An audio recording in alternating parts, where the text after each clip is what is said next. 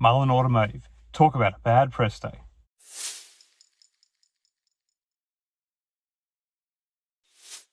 Hi again everyone, I hope you're all doing really well. So a stock that we have been following on here a fair bit lately has gone through a financial media ringer in the past 24 hours, that being Mullen Automotive, ticker symbol MULN. Almost in a coordinated movement by Investor Place, Tip Ranks and Investor Observer, three pieces came out talking about the potential delisting of Mullen stock from the Nasdaq. The essence of the pieces were all the same. They talked about how Mullen faced a delisting threat if they cannot get the stock price up above $1 for 10 consecutive days before March 6, which isn't really that news to anyone. The reality is that if Mullen fails to meet the March 6 deadline, Nasdaq may grant an extension of 180 calendar days, during which Mullen must provide a written plan to meet the requirements. Otherwise, Mullen stock will be subject to delisting.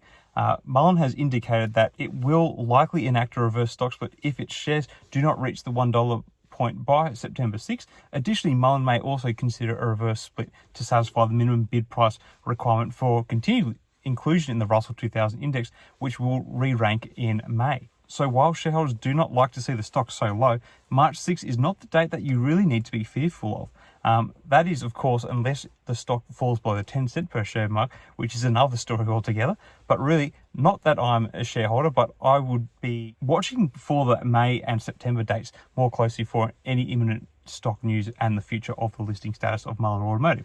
In many senses, this is all a bit of FUD, as the company has actually addressed this, as well as the potential of being removed from the Russell 2000 index, when they said they will look at potential reverse stock splits to overcome such events down the track.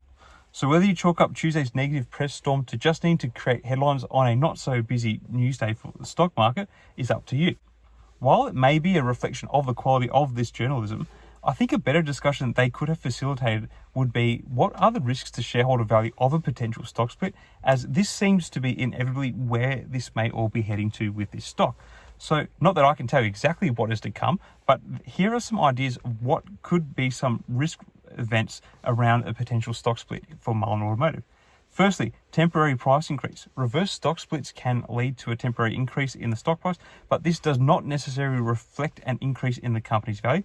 The increase may be short-lived and not sustainable, which could lead to a subsequent decline in the stock value.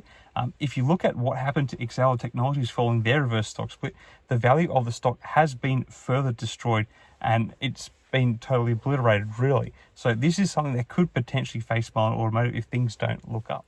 Secondly, a reverse stock split will lead to decreased liquidity. Reverse stock splits can reduce the number of shares outstanding, which can result in a reduction in trading volume and liquidity. This could make it more difficult for investors to buy and sell shares in the company, as well as to bring momentum to any stock movements that should come the company's way. The third potential effect to think about is that a reverse stock split does send a negative signal. Reverse stock splits are viewed as a negative signal by investors, as they are often seen as the company is struggling or is in financial distress. And this is definitely the case with Mullen in terms of a listing requirement. The negative perception could lead to decreased investor confidence and a decline in the stock price, which links right back to that first issue we were just discussing about share value erosion. So it has a compounding effect on the stock.